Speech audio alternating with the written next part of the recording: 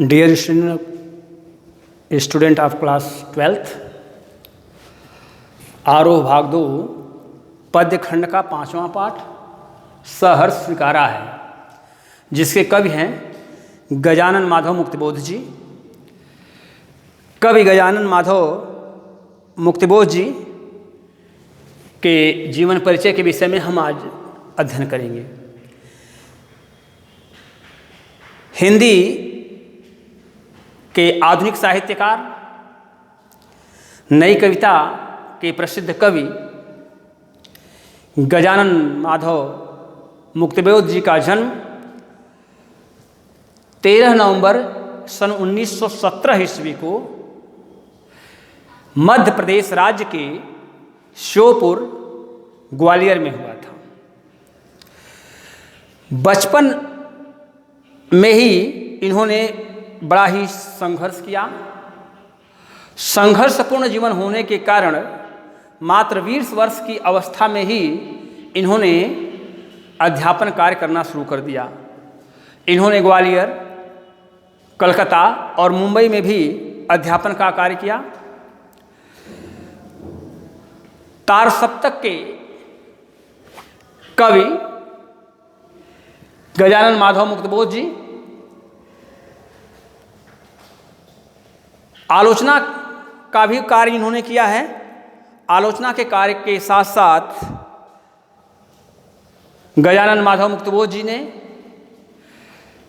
काव्य संग्रह, कहानी संग्रह, निबंध, आलोचना आदि की रचनाएं भी की हैं। इनके प्रमुख रचनाएं हैं, काव्य संग्रह की रचनाएं हैं चांद का मुंह टेढ़ा है, भूरी भूरी प्रशंसा और भूरी भूरी प्रशंसा, कहानी संग्रह है बेपात्र, सतह से उठता आदमी, आलोचनात्मक ग्रंथ हैं, भारतीय इतिहास और संस्कृति, नई कविता का आत्मसंघर्ष और अन्य निबंध, नए साहित्य का सौंदर्य शास्त्र, ये इनकी प्रमुख रचनाएं हैं। प्रगतिवादी विचारधारा के कवि होने के कारण गजानन माधव मुक्तिबोध जी का जो दृष्टिकोण था, शोषित वर्ग के प्रति इनका गहरा लगाव था। शोषित वर्ग की बातों को उन्होंने अपनी रचनाओं में बखूबी वर्णन किया है।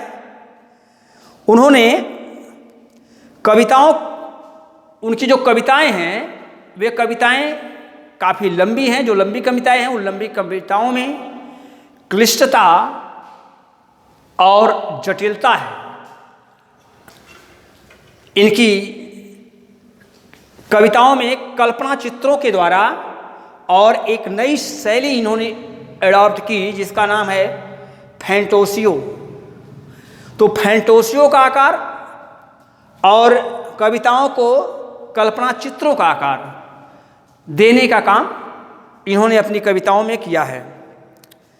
विलक्षण प्रतिभा के धनी गजानन माधव मुक्तिबोध जी बहुत ही अल्प आयु में, मात्र 47 वर्ष की अवस्था में ही इनका देहांत सन 1964 में, यानी 11 सितंबर 1964 में इनका देहांत हो गया। इस वीडियो में बस इनके जीवन परिचय के विषय में ही, बल्कि सहर्ष स्वीकारा इस रचना के माध्यम से इन्होंने शोषित और दबे कुचले लोगों के विचारों को प्रकट करने का जो कार्य किया है उसके विषय में नेक्स्ट वीडियो में। धन्यवाद।